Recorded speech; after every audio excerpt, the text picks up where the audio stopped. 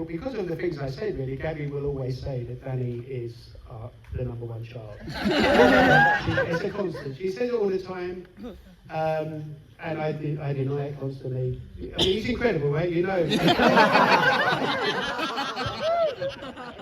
a tough act, you know.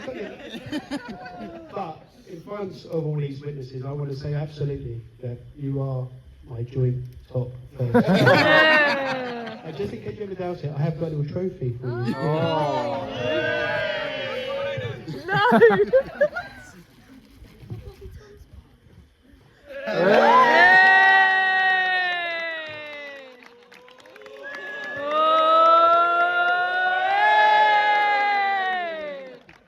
Don't worry about me, there's one for you too.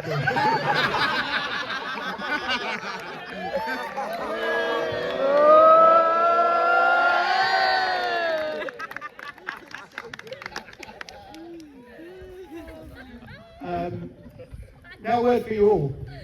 This is really heartfelt for me, and I think on behalf of Sharon and I as well. This relationship is, you know, founded from a very young age, and as Sean mentioned to me yesterday in the town, it takes a village to make a child, and I've kind of taken that onto another level. Well, I'm sure he likes that. But I've been taking that forward on the basis of, you know, a relationship that is formed when you're in your teenage years. You know, my new motto is it takes a city to support a couple from that young age. And you're all here as representatives of that. You're leaders of that city council. All of you, when I look around the room, I can pinpoint moments that you've shared in their lives together and in their earlier years that have kind of led us to this point. Some of you have known Gabby and Tom all of their lives.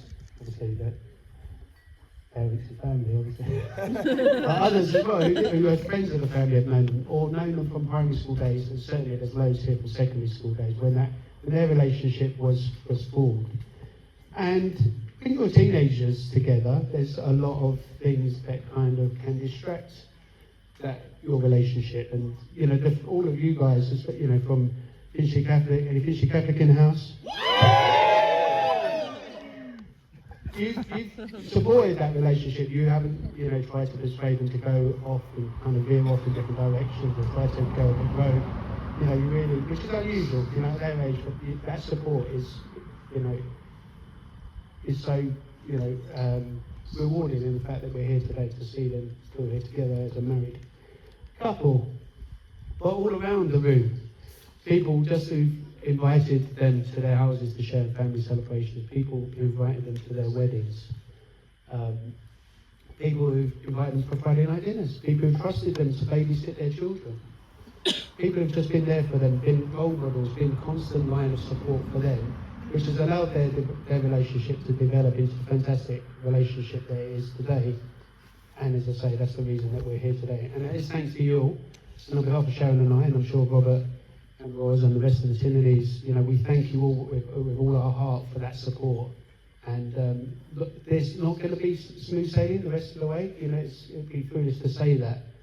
You know, they're going to require your help along the way. And I know from knowing all of you, I think, that you are going to be there for them. And again, I thank you for that. So thank you all very much for that.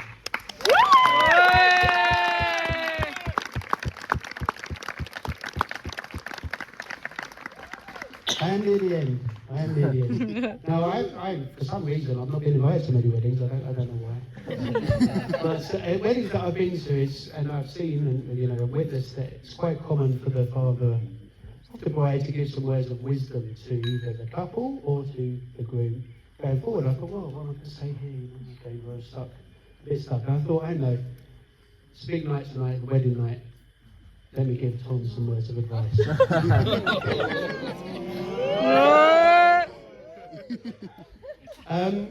I started to think about, well, what am I going to tell him? And then I thought, hang on a second, only a couple of years ago, probably when Tom started thinking about getting engaged and getting married, he started marathon running. And I thought, okay, he's ahead of me here, marathon running. The similarities are quite obvious when you think about it. Nobody just goes and runs a marathon, right? It needs a lot of practice.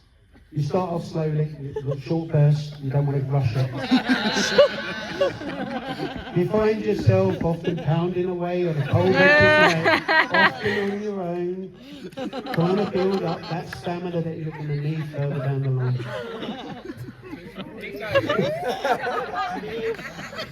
Then eventually you feel like you're ready. You get there, the big day arrives, but you still got to do everything you need to do. You've got to fuel yourself up, as Tom has been doing admirably at the top table here. You've got to check your equipment is all in working all right.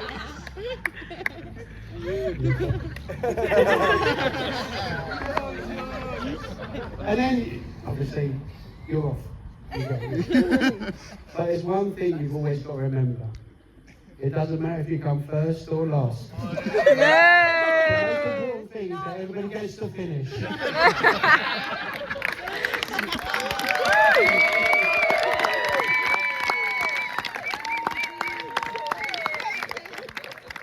My last duty, ladies and gentlemen, is to wish Gabby and Tom every happiness in the future. Lots more laughter, as we all know there will be.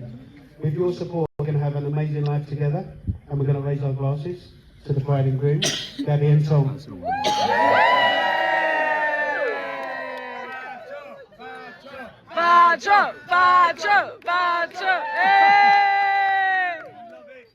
And now I'm going to pass you over to Tom.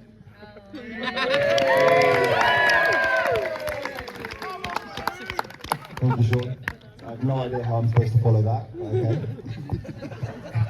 I've been told I'm not allowed to drink too much until after my speech is done, so I'll keep this fairly short. But on behalf of my new wife and I,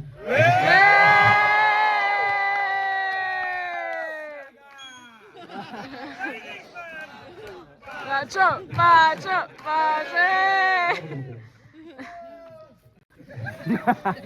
just like to say a few thank yous.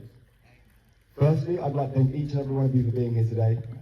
I know it would have taken a lot of time, money and effort for you to get here, but you're all the most important people to us in the world, and we couldn't imagine doing this without you here. So, thank you very much, and I hope you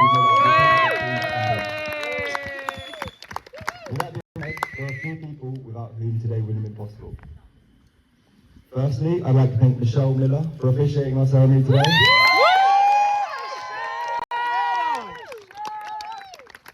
I don't know if you mentioned it earlier, but Michelle is not actually a professional officiant, but she's actually one of Sharon's oldest friends and Gab's godmother. But when it came to asking someone to officiate for us, we knew you were the perfect person for the job. You did amazingly today, and thank you so much for making our ceremony so special.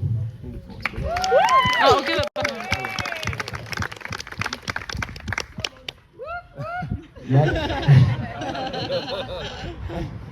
Next, I'd like to thank Gab.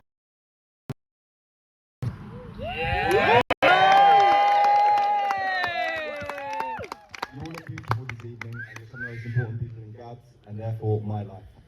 Aww, Tom. Thank you all for helping Gab to get ready this evening, and for organising what looked like a wicked hen do in Marbella.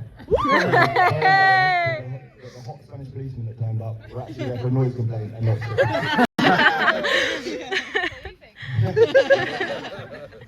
You all come from different areas of Gab's life, whether it's family friends like Kat, who designed all the amazing menus and invitations for today.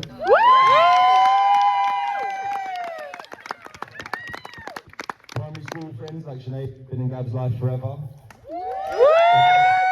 Amazing sister-in-law Tash, who's really like a real sister. But I know that you're all equally important to her and she loves you all dearly. A special shout out goes to my sister Molly. Who I know was absolutely buzzing to ask for your bridesmaid today. It's not often you get to hear me say anything overly soppy or sentimental, so don't get used to this. But I'm incredibly proud of the person you've grown into. I'm also very lucky to be my little sister.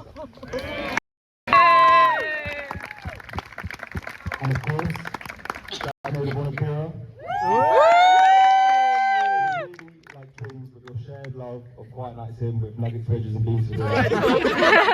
But you really are a great friend to Gab and to me, and it's lovely that I can look at Sharon and Morgan and know exactly what I've let myself in for in 20 years' time. To the bridesmaids.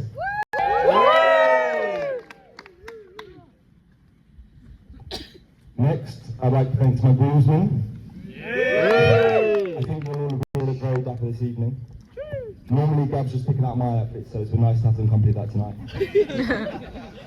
Sean, Steve, Aidan, Lloyd, four of my best mates, but really here representing my best group of mates, the Wholesome Warriors. I would have loved to have you all up there with me today, but for some reason Gab vetoed the idea of 14 green spaces. We've all been friends for half a lifetime now, and I really couldn't have picked a better group of mates. Thank you for being through the ups and the downs, the countless laughs, and for organising a wicked stag do. With the stag do, with some pretty questionable outfits and far too much nudity. Mainly from you, Dad.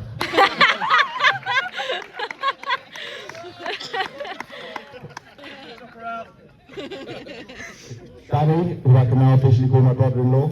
Although in truth, you've been like a brother for years. Thank you for always welcoming me into your family and being an all-round great guy. Never trying to be the scary big brother and for proofreading the speech, so if anyone notices any mistakes, please take them up with Danny. And finally, my best man, my little brother Noah.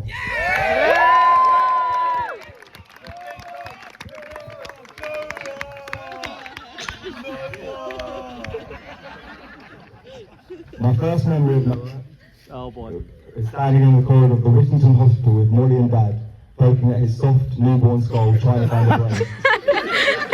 We were unsuccessful that day, but since then we've grown into a kind and funny young man, with an amazing ability to make those around you happy. Thank you for not losing the ring today, not that I ever doubted you. You're my best man, today and always.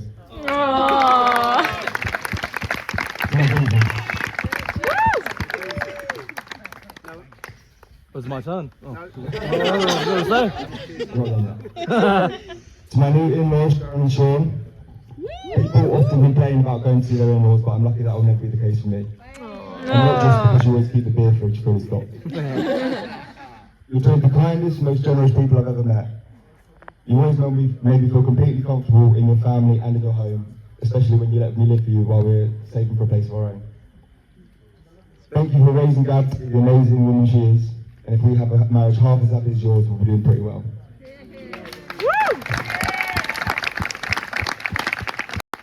And Sean, although Jules likes to claim credit for